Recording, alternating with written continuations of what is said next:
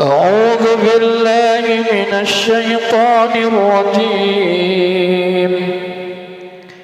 بسم الله الرحمن الرحيم. ولا تقولن لشيء إني فاعل ذلك غدا إلا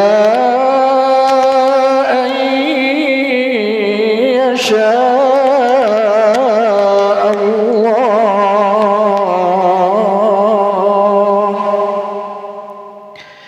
واذكر ربك إذا نسيت وقل عسى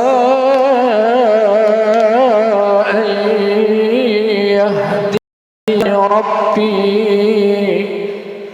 وقل عسى أن يهديني ربي لأقرب من هذا رشدا.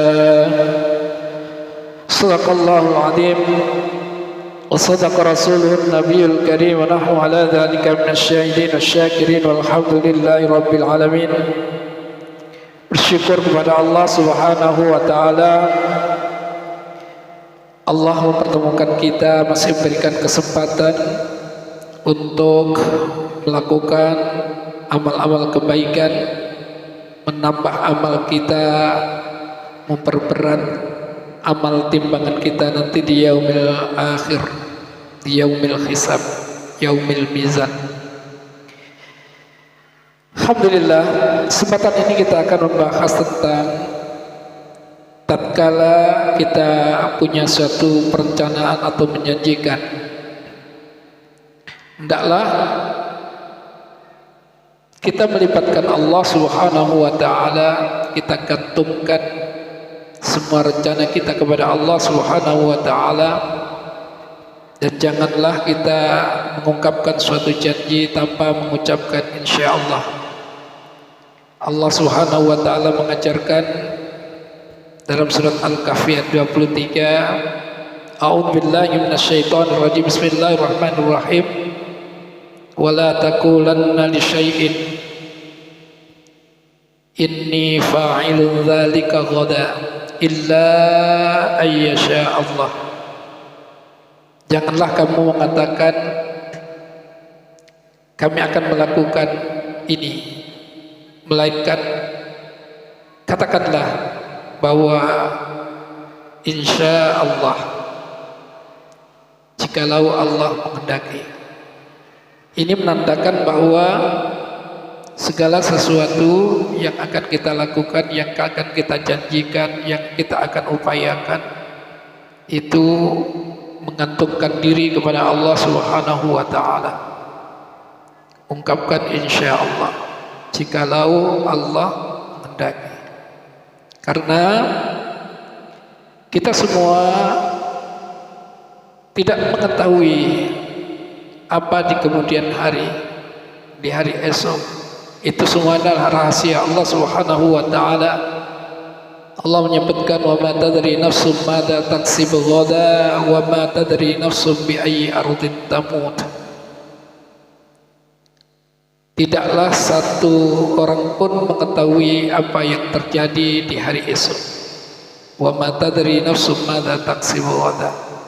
Kita ini masih ada atau tidak, masih punya kemampuan untuk melakukan atau tidak, kita masih ada kesempatan untuk melakukannya atau tidak, Allah yang tahu.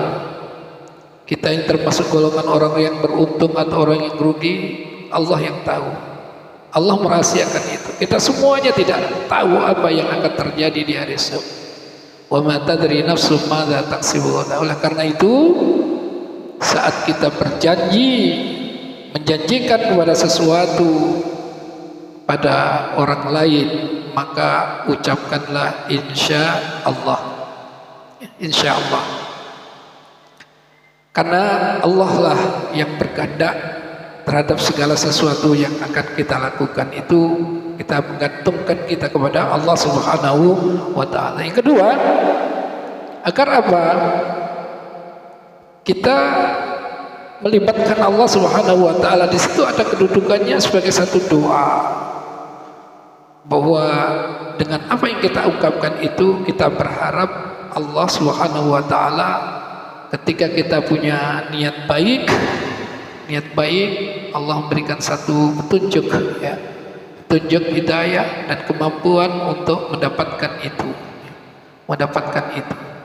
Maka penting sekali terhadap segala suatu permasalahan yang kita hadapi adalah kita melibatkan Allah Subhanahu wa taala.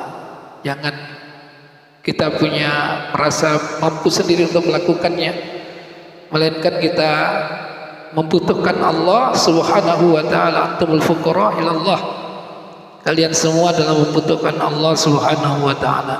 Maka Allah mengatakan wala taqulanna li syai'in inni fa'ilun dzalika ghadan illa ayyasha Allah, kecuali Allah menghendakinya. Nah, maka dengan itu kita akan terhindar dari hal-hal, ya, bila tidak kita melakukannya sesuai dengan apa yang kita janjikan terhadap segala sesuatu yang kita janjikan kepada semua khalayak, termasuk diantaranya, ya, apalagi sekarang musim janji-janji dari calon presiden, wakil presiden untuk dipilih, menjanjikan A, B, C, dan C. Para calon legislatif, ya,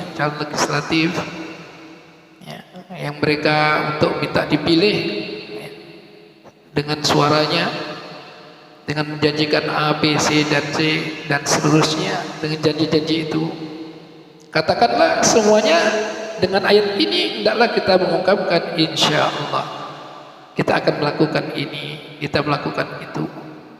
Begitu juga kalau kita mendapatkan undangan, ya, untuk bisa menghadiri suatu hal, acara, maka ungkapkanlah insya Allah.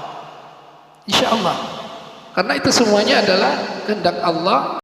Kita punya keterbatasan, kita tidak mampu, kita tidak tahu apa di kemudian hari, di hari esok kita masih bisa melakukan atau tidak, dan itu adalah kehendak Allah Subhanahu wa taala. Sehingga apa? Itu kita akan terhindar dari berhutang janji, ya. Kita terhindar dari berhutang janji. Sebab kalau janji itu tidak kita tunaikan, maka kita telah berhutang janji.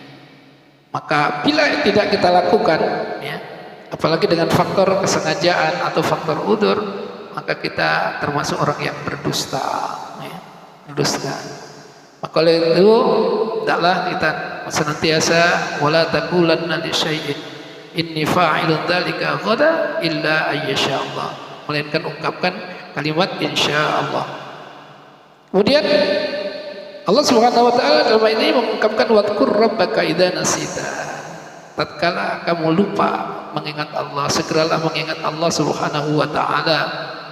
Karena kita perlu mengingat Allah Subhanahu wa taala, terutama terhadap masalah-masalah yang seharusnya kita menyebut asma Allah kemudian kita lupa, maka sebutlah Allah, zikirlah kepada Allah. Fadkur rabbaka idza nasita wa qul asa, dan hendaklah kamu mengatakan semoga, ya, ayyahdiyani rabbi, Allah memberikan petunjuk kepadaku untuk bisa melakukan ini, ya, liaqroba, ya, agar liaqroba min hadza rasyada, sehingga Allah memberikan satu petunjuk, nah, bagaimana yang lebih dekat dan yang lebih baik di dalam yang bisa kita lakukan itu. Maka inilah satu pelajaran yang sangat berharga dari Allah Subhanahu wa taala, agar terhadap segala sesuatu yang kita rencanakan, yang kita janjikan, yang kita ungkapkan, semuanya dengan mengungkapkan kalimat insya Allah, jikalau Allah menghendaki. Itulah, semoga bermanfaat untuk kita semua, agar senantiasa jangan lupa setiap kita janji kepada seseorang, janji dalam suatu kalangan, ya, janji dalam suatu hal yang untuk kita rencanakan, ya, ungkapkanlah insya Allah. Dengan kalimat itu kita juga ada harapan untuk melibatkan Allah, menggantungkan kepada Allah Subhanahu wa taala, dan kita mendapatkan memohon petunjuk kepada Allah Subhanahu wa taala untuk bisa melakukan yang terbaik ya di sisi kita dan di sisi Allah Subhanahu wa taala. Wallahu a'lam bishawab.